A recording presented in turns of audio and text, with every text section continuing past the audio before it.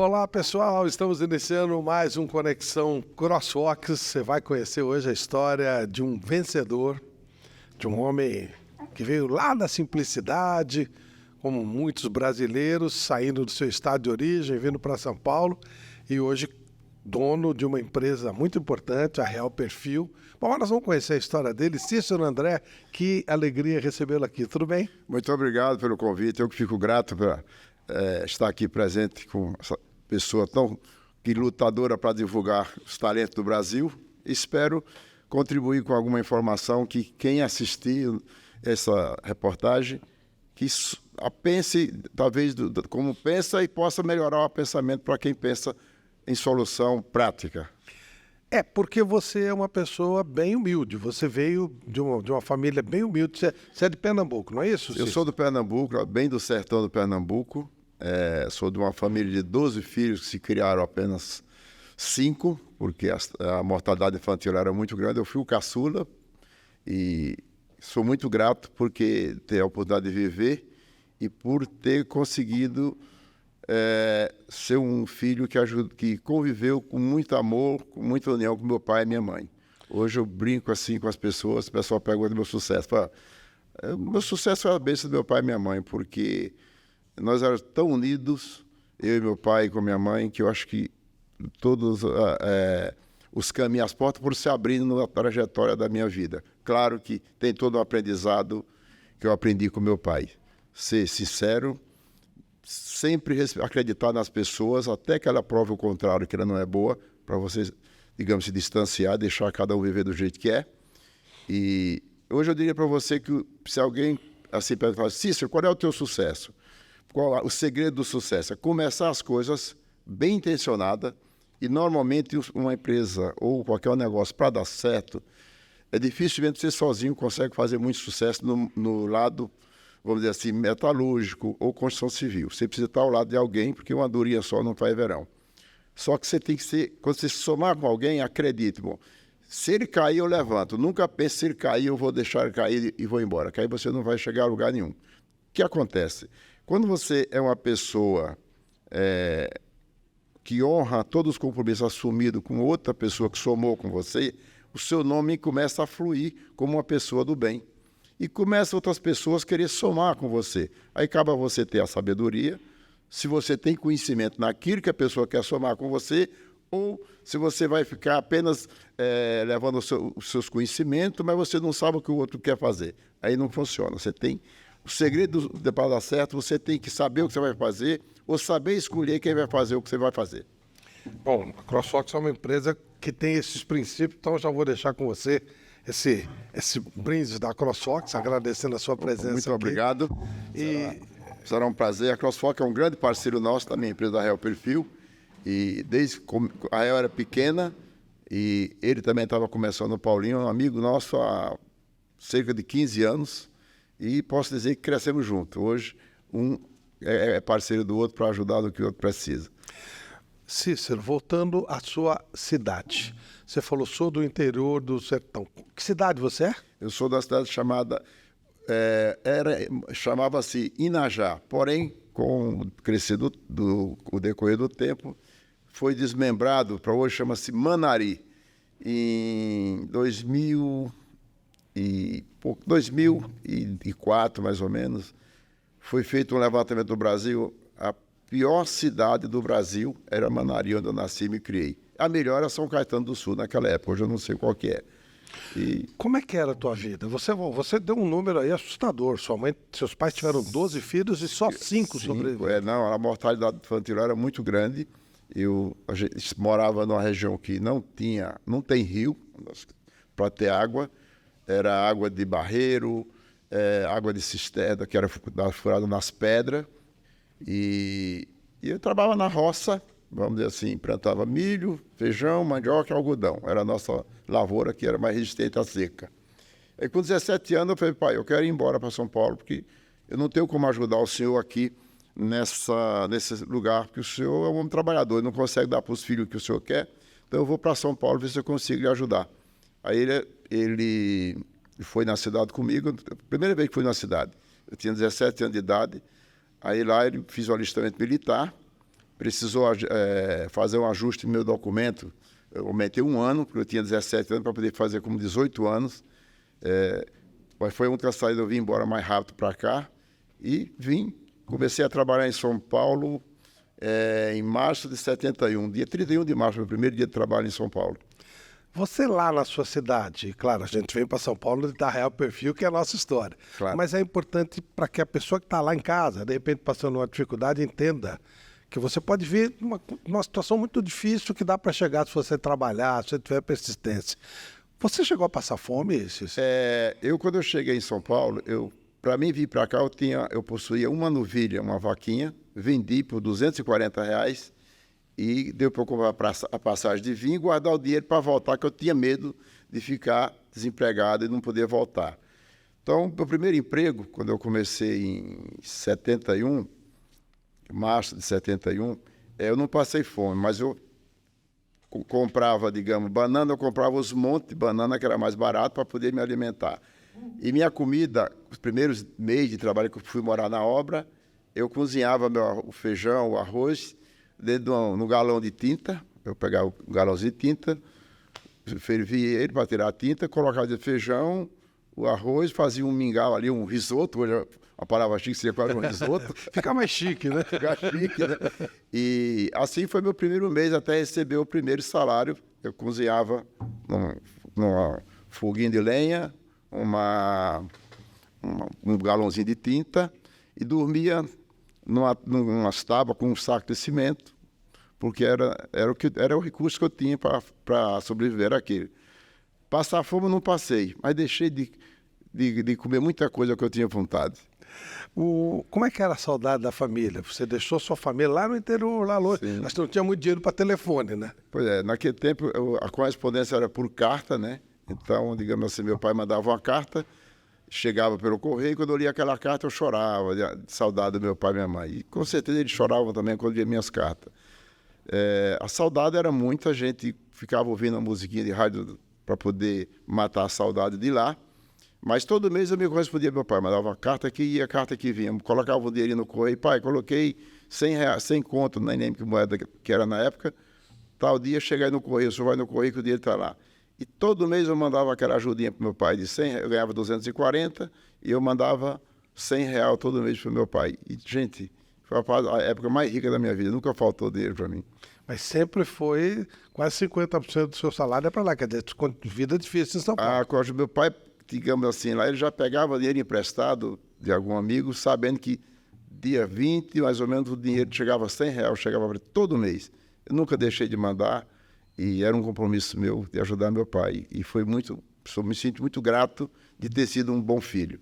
E recomendo para qualquer pessoa que tem pai e mãe vivo, se não está vivendo próximo, passa a visitar, porque não tem pessoas mais amigas, mais importantes da vida da gente do que pai e mãe. Depois que você veio para São Paulo, você voltou a rever seus pais? Sim, voltei. Eu voltei em 73. Você veio que ano para cá? Eu vim em março de 71. Aí em 73 eu voltei, fiquei uma semana com meu pai. Foi quando eu voltei e entrei nessa empresa que eu cito aí, que é a IGE. Foi meu segundo trabalho em São Paulo, que estou nela até hoje. E aí, como é que foi? Como é que foi essa mudança? O que aconteceu? Eu fui para lá com intenção de comprar umas terrinhas para meu pai, que ele precisava ter terra para trabalhar, e eu ia voltar no ano seguinte. Eu falei, pai, eu vou deixar... Já estava com dinheiro, tinha guardado dinheiro em São Paulo, comprei uma propriedade lá para ele e planejei voltar em 75. Só que aí eu entrei numa empresa 18 de outubro de 73 e nessa empresa o pessoal me acolheram muito bem, a IGE, e quando eu tentei pedir a conta, eles me promoveram para encarregado, pedi conta, depois me passaram para sócio. Aí eu vi que aqui em São Paulo ganhar, assim, a vida tinha mais futuro para a gente ajudar o pai e mãe, ou até mesmo fazer uma base para a família do que lá no Norte. Aí desisti de votar. Fiquei em São Paulo. Empresa de quê? Uma empresa de instalação elétrica, minha profissão é eletricista, e dessa empresa eu comecei porque eu queria ser um eletricista industrial. E essa empresa tinha um segmento industrial, e lá eu cresci, diria para você que foi a base do meu sucesso, foi a IGE. Em 92, depois do Plano Collor, foi quando houve uma redução de obras em São Paulo, eu comecei a Real Perfil, que hoje é a empresa, seria uma empresa mãe de todo o meu segmento, e com parceria com a Corsfoco, digamos assim, com outras lojas, a gente cresceu muito rápido. A Real Perfil saiu de 240 metros quadrados em 92 para hoje uma área de 8.500 metros quadrados, e já está pequeno. O ano que vem nós vamos mudar para um espaço bem maior. Graças a Deus. Hoje a gente tem um quadro funcionário de uns 230, 250 funcionários, e isso interno na empresa, além dos terceirizados que a gente tem para beneficiamento material. Como é que você aprendeu a ser eletricista? Eu aprendi da seguinte maneira.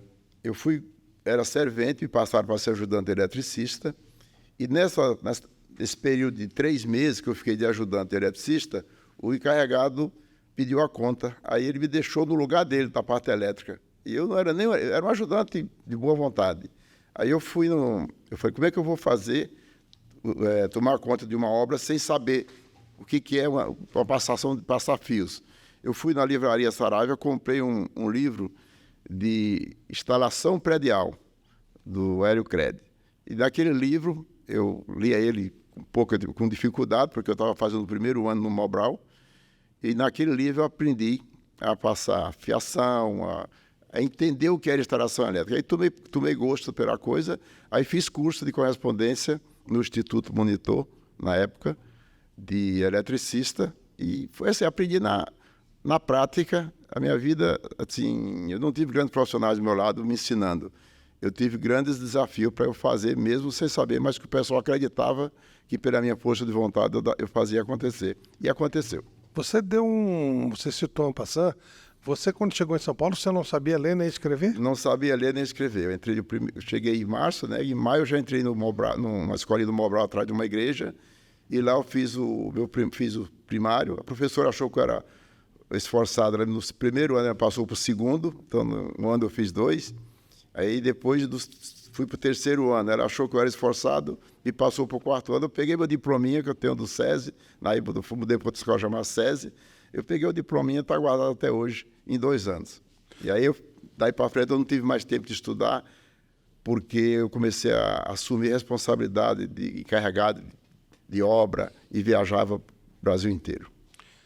Impressionante. Quando você veio como? De lá? Viemos num ônibus, né? De ônibus, aqueles né? ônibusinhos que na realidade não é nenhuma empresa de ônibus, até hoje tem isso. Alguém freta um ônibus, faz um grupo de pessoas que quer vir, que fica mais barato, a gente pega aquele ônibus, quase um pau de arara, e vem embora para cá. Quantos dias? Mais ou menos, naquela época levou uns 4 dias. Toma banho na estrada? Não tem onde tomar banho, não. A comida a gente traz, digamos, já sai de casa prevenido. A gente vem sem dinheiro, então a mamãe prepara lá uma sacola lá com frango torrado, carne seca com farinha, e você vem comendo aquilo dentro do ônibus, igual os farofeiros na beira da praia. E assim chega em São Paulo. Eu lembro que eu parei num posto para comer, com a fome, quando tinha acabado a comidinha de casa, e comi uma carne que não me fez bem. Eu passei mal no ônibus, mas, graças a Deus, foi só uma pequena intoxicação. Cheguei em São Paulo bem e deu para começar a trabalhar rápido. Você é uma pessoa que, para quem está nos vendo lá, e a pessoa acha que tem dificuldade, que você superou, é uma coisa impressionante. Você é um homem que merece muito respeito pela sua luta. E nós nem falamos, não começamos a falar da Real Perfil ainda. Ainda não. Sim, a gente... uma coisa assim que eu tenho preservado dentro de mim desde que eu vim de lá. Respeitar muitas pessoas, ter humildade, mas não ter medo. Meu pai falava, filho, seja humilde e assim, tenha razão para poder você reivindicar alguma coisa, não pode ficar pedindo coisa sem razão. Então, eu aprendi na vida que, quando eu comecei a trabalhar, eu vi qual produto que eu tenho, é minha mão de obra. Então, eu lembro de uma resposta que eu dei para um patrão quando eu pedi a conta. Ele perguntou, por que você quer sair? Isso foi em fevereiro de 74. Eu falei, eu tenho um produto para vender que se chama mão de obra. Procuro fazer dele o melhor e vendo para quem paga mais. Por isso que eu quero sair, que eu arrumei quem paga mais, eu vou sair. Aí ele deu um aumento, falou, não, você vai ficar conosco. Eu falei, mas eu não sei além do que um eletricista, eu não tenho como ganhar mais do que isso. Eu já ganho o teto da sua empresa. Você vai ser encarregado. Eu falei, não conheço ainda a parte para ser encarregado. Ele falou, mas meu irmão vai te ensinar que você tem responsabilidade. Aí eu aprendi com essas palavras que a responsabilidade é tudo para quem está fazendo o serviço. Tem a responsabilidade no que está fazendo, que nunca vai dar errado. Como é que surgiu a Real Perfil? Real Perfil, depois do Plano Collor, eu continuava com a IGE, comecei em 18 de outubro de 73, que já era um dos sócios com 65%, e os outros sócios foram aposentando, eu fui comprando ele. E aí eu tinha 120 funcionários na parte de montagem industrial e prédios, enfim. E fiquei sem obra depois do Plano Collor. E eu assim, muito amigo dos meus funcionários, eu convivo muito bem com os funcionários. O pessoal todo ficou inseguro. Eu falei, gente, calma, o que eu tenho de patrimônio, de lastro, garanto todo mundo 4 meses desempregado e eu mantenho todo mundo com salário em dia. E eu acreditava que o país fosse decolar poucos meses depois, só que não decolou. O país continuou patinando, e eu sentia que eu tinha um potencial para fazer algo mais. Aí foi quando eu conheci uma vendedora, que no segmento, digamos, de eletrocária e periférica, ela era muito competente, uma pessoa muito séria, chama-se Simone, é minha sócia até hoje. Hoje ela está passeando, ela está lá na Espanha, acho que ela está em Barcelona. Aí eu falei, Simone, alguém que tiver a capacidade de fabricar pequenas peças com qualidade, num prazo rápido para uma prazo instaladora, vai conseguir agregar cliente, e com certeza o sucesso vem junto. Ela falou assim, meu maior problema dentro da empresa que eu trabalho no segmento de eletrocário perfurado é quando chega nas pequenas peças que o meu cliente quer comprar, a empresa não dá valor, não dá importância de entregar no prazo que a pessoa precisa. Falei, pois é isso que eu quero fazer. Eu quero fazer as pecinhas pequenas que o grande não quer fazer. Ela pediu a conta, começamos a Real Perfil em novembro de 92, num espaço que eu tinha no meu depósito. Como eu estava com pouco serviço, sobrou 240 metros de espaço no depósito que eu tinha aqui na Penha. Ali eu improvisei algumas máquinas da Real Perfil, as máquinas mais principais, mas faltou uma dobradeira. E eu não tinha dinheiro para comprar. Fui num leilão para comprar, mas o leilão, a máquina custava 18 mil, eu tinha 3 mil reais só. Falei, ixi, não dá para comprar. E a Simone já estava comigo. A gente começou, ela comprava e a gente revendia, fazia alguns acabamentos, fazia na unha as peças, cortava com a talhadeira de obra, soldava, lixava, enfim. Mas começou a atender alguns clientes grandes. Aí nesse leilão tinha uma maquininha pequena, que eu falei, essa maquininha dá para fazer uma máquina grande dela. Comprei aquela maquininha de um metro de tamanho, por acho que R$1.500 na época. Coloquei dentro da minha empresa, Real Perfil, do meu salão, e transformei ela numa máquina de 3 metros. Comprei viga no ferro velho, pistão no ferro velho, e aí começamos a fabricar as eletrocárias, que eu não tinha aquela máquina de 18 mil. E com essa máquina rodamos uns 6 meses, consegui comprar outra máquina já a de 18. Aí comprei uma máquina por $18 mil na época, inclusive. E aí a Real começou a deslanchar e 2 meses ficou pequeno, aquele espaço de 240 metros. A gente foi para um espaço de 700 metros aqui na Rua das Tangerinas, na Casa Verde. Ficamos 2 anos, ficou pequeno. A gente foi para uma área de 1.900 e um terreno de 5 mil metros. Trabalhava de dia e de noite, o galpão não tinha parede, a gente fechou com lona em volta para poder não chover em cima do material. E eu trabalhava durante o dia nas obras, que ainda tocava obra, e à noite eu ficava na Real até às 10 da noite, finalizando alguma coisa, consertando máquina que quebrava. E a Real foi, assim, uma empresa que eu nunca perdi a fé dela crescer. Eu nunca imaginei que ela fosse chegar do tamanho que é, mas eu sempre achei que nós tínhamos espaço no mercado, que nós somos sérios e a gente tem 3 pilares que sustentam o sucesso da Real Perfil, que eu procuro manter isso na minha filosofia. Uma é, quando você trata com o cliente, produto especificado, preço negociado e o prazo de entrega conforme combinado. Não tem outra maneira de você agregar clientes e fidelidade com o seu cliente que se você honrar essas 3 coisas.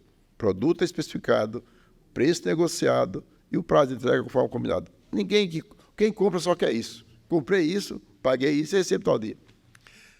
Você falou que você não tinha dinheiro para comprar a máquina e fez a máquina. Eu fiz a máquina. Como é que, de onde você tirou isso? Como é que você aprendeu a fazer isso? Então, quando eu cheguei no leilão, eu olhava uma máquina, tinha dobradeira, tinha guilhotina, eu não sabia a diferença de uma coisa da outra.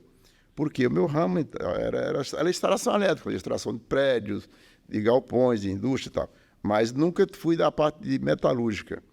Mas eu achei que não era difícil. Aí eu vi aquela máquina pequena e era uma dobradeira. Aquilo foi tipo assim, uma miniatura, que eu com as minhas ideias de acreditar, ideia lógica na realidade. Quando eu vi uma máquina pronta, eu vi o tamanho das vigas, a estrutura dela. Então eu procurei comprar as vigas equivalente ao que eu vi funcionando, uma máquina pronta. Copiar tipo assim, mas sem desenho, só na mente. E na hora de fazer os pistões, eu fui comprar no Ferro Velho, na Santa Rosa de Guarulhos, e eu pensei, bom, eu não sei especificamente, pistão é tudo dimensionado, pressão, vazão, mas eu não sabia nada disso. Hoje eu tenho uma noção de tudo. Mas qual foi a minha noção? Eu tinha um trator velho desmontado lá, um D6. Falei, esse trator tem uns pistões que empurra aquela montanha de terra. Esse pistão deve dar para dobrar a calha, que a calha não era tão grossa. Comprei aqueles pistões, modifiquei ele e fiz os 2 pistões para subir e descer a dobradeira. Chegava uma época, depois de uns 3 meses, 4 meses, começando a vender, crescendo, muito pedido. Então tinha que trabalhar 24 horas e às vezes a máquina não dava pressão para dobrar uma chapa grossa. Começamos a vender produtos pesados. Aí eu pegava 2 macaquinhos de caminhão, a máquina descia até vamos dizer assim, até uns 70 graus. Para chegar no 90, eu colocava o macaco caminhão de um lado do outro, dava pressão nele, chegava o grau, estava pronta a peça. Tudo foi assim, na raça, assim.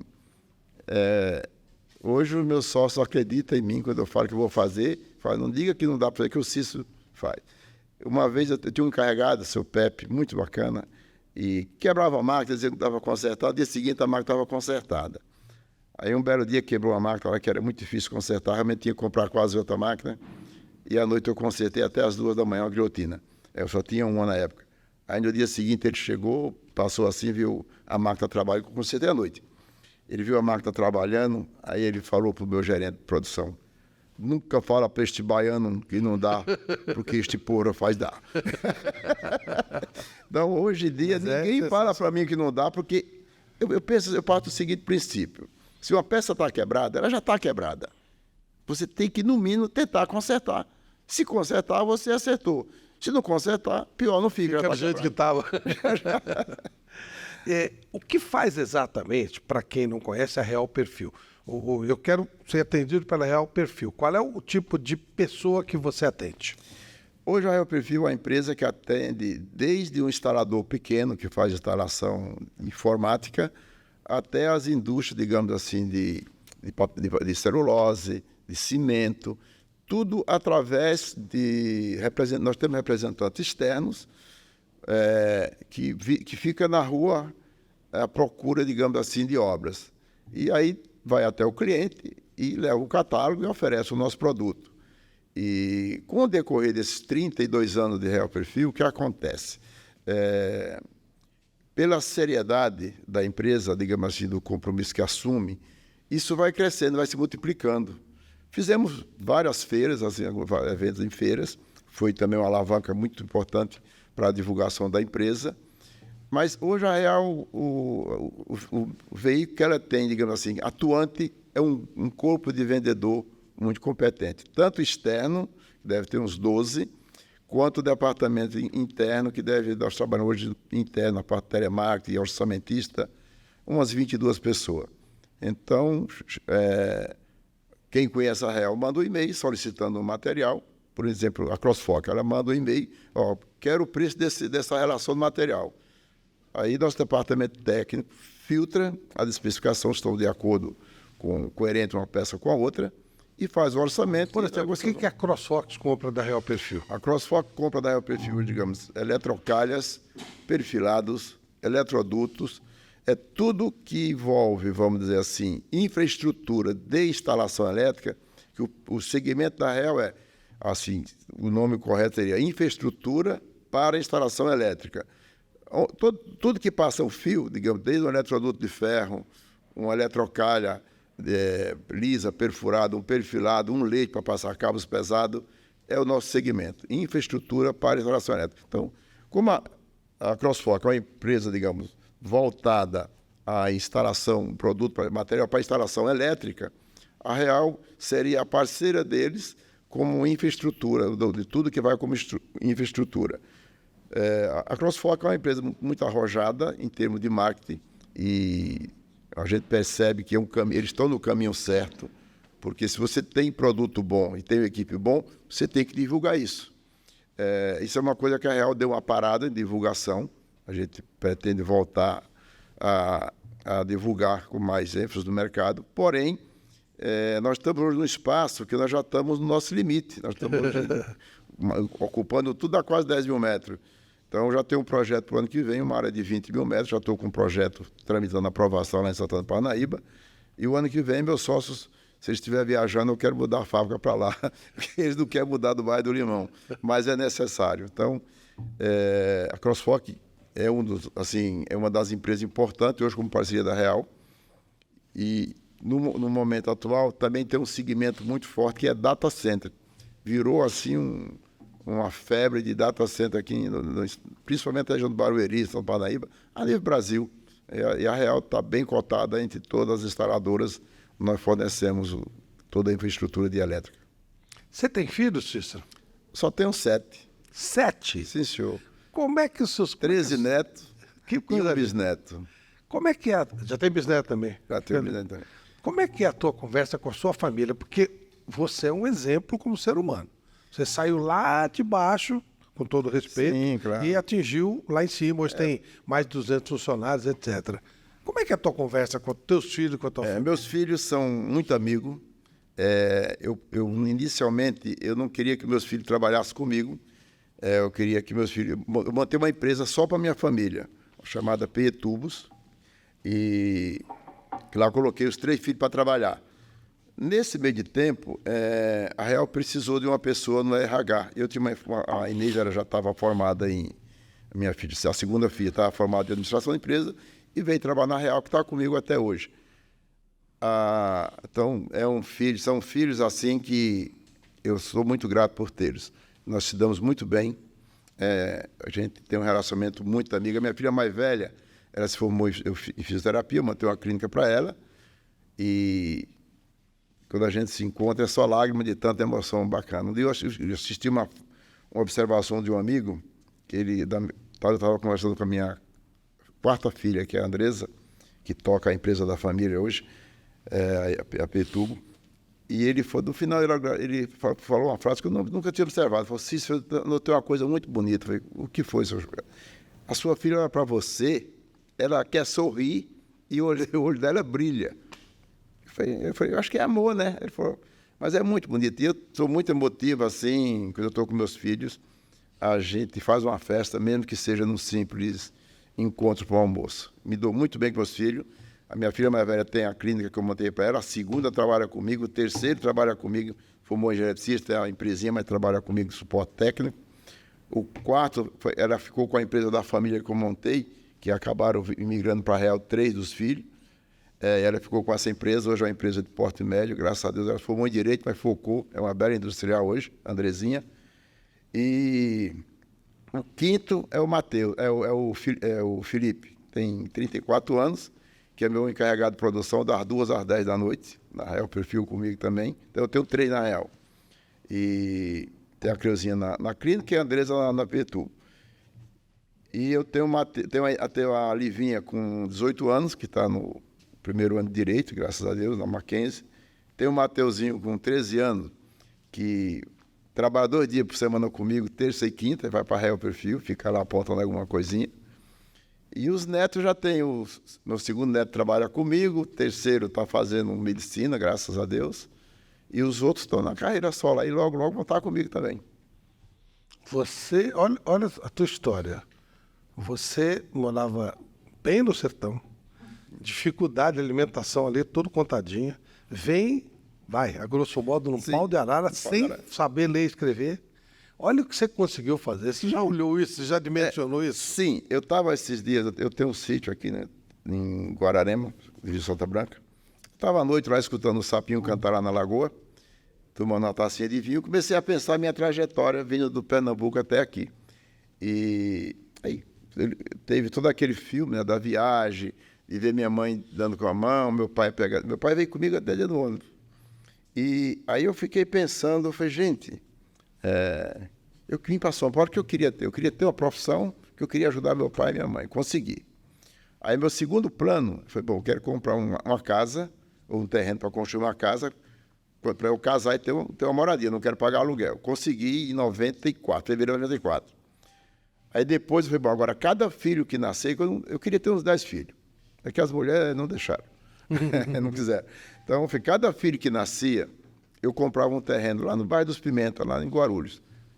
Todos os meus primeiros 5 filhos nascia, já tinha um terreno para eles ter a casinha dele. Então, profissão, uma casa, casei, e cada filho que nascia já tinha uma casinha, um lugarzinho para morar, para não pagar aluguel.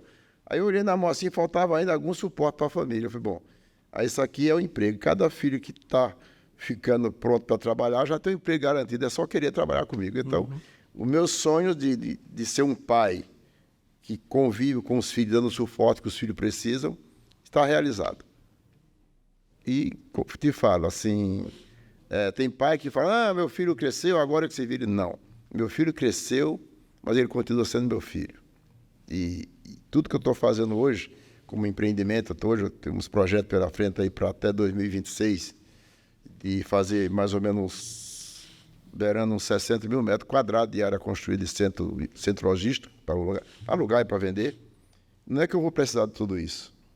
Eu quero que os meus filhos possam dar para os meus netos o que eu estou conseguindo proporcionar para eles e que eu deixe condições de meus netos dar para os meus bisnetos o que eles puderem também de coração. Nesse dia aí que você estava ouvindo os sapinhos lá na lagoa e tal, você estava vindo no... Você lembrou do ônibus, né? Você imaginou que você ia tão longe?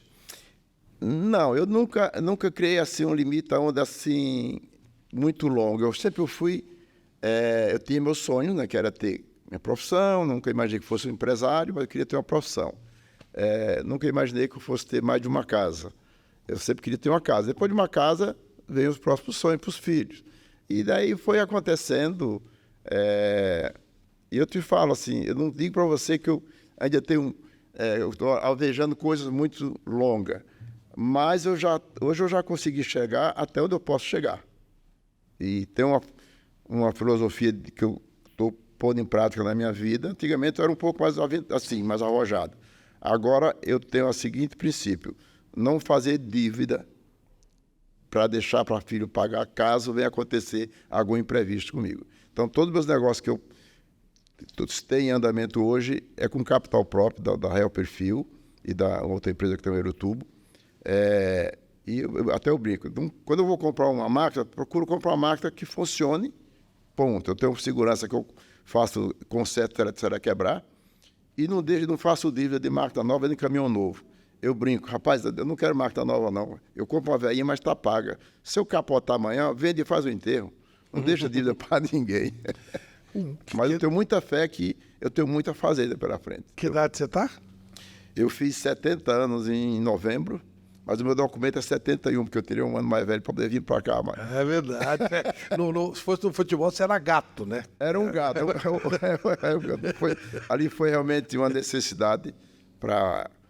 Talvez a vontade de vir para um lugar, para um lugar para desbravar alguma coisa. Se eu contar para você que o meu sonho era vir lá para cá para ser médico. Só quando eu cheguei aqui eu vi que a vida era muito diferente do que eu imaginava. Chegava aquelas pessoas no norte, tudo, camisa branca, paletó pretinho assim, bonitinho. Eu falei, nossa, São Paulo, o cara vai lá e chega todo arrumadinho. Lá deve ser bom, deve ser fácil, né? Cheguei aqui, eu vi que a vida não era fácil. Aqui é o seguinte, aqui é abraçar com responsabilidade o primeiro desafio que aparecer, que era o trabalho. Foi assim que eu comecei, de servente pedreiro até o brinco, que eu comecei de servente e eu fui rebaixado para faxineiro de obra, que é verdade. Depois de um mês e pouco, eu me colocaram para ficar varrendo lá o almoxarifado, limpando o banheiro dos funcionários lá da obra. A obra tinha uns 200 funcionários. Mas eu não fiquei revoltado, eu continuei com a minha humildade. Foi bom, vou fazer o melhor possível como faxineiro, para ver se eu volto para ser servente. Aí eu cheguei no Sr. Jovelino, falei, deixa eu ser servente, tá tão bem que eu estava aprendendo já um pouquinho. Tá bom, baixinho, amanhã você vai trabalhar de servente. Aí eu fui trabalhar de servente, aí o encarregado da elétrica viu na minha pessoa, talvez uma pessoa esforçada. Aí no dia seguinte ele pediu para eu ser ajudante dele. E com 3 meses ele saiu e me deixou no lugar dele, de encarregado dela. Mas eu não sabia nada, só tinha força de vontade. Mas eu tive algumas ideias lógicas. Como era um conjunto de sobrado tudo igual, o que é que eu fiz? Os que faltava fazer, eu fui naqueles que estavam prontos e eu copiei toda a fiação. Onde tinha um fio preto, você pegava no meio do interruptor, todas as casas dali para frente ficaram padronizadas. Do jeito que uma funcionava, toda funcionava, até eu comprar o livro e aprender a fazer a fiação direitinho. Olha, não é à toa que você começou como eletricista. Você é um homem iluminado por Deus. Parabéns, Cícero. Muito obrigado. Olha, tua história merece um grande respeito. Eu sei que eu falo muito, mas assim, que a história é longa. Ela é linda e muita gente está vendo lá, pode ter certeza, vai se inspirar em você. Parabéns. Muito obrigado por me ouvir e pelo reconhecimento desse lutador que está aqui na sua frente. Parabéns. Que Deus lhe dê muita vida para que você continue fazendo. E muito obrigado pelo presente. Carregar CrossFox no coração, como sempre. Muito obrigado. É uma grande empresa. Essa linda história do Cícero André foi o nosso episódio de hoje do Conexão CrossFox. Um abraço.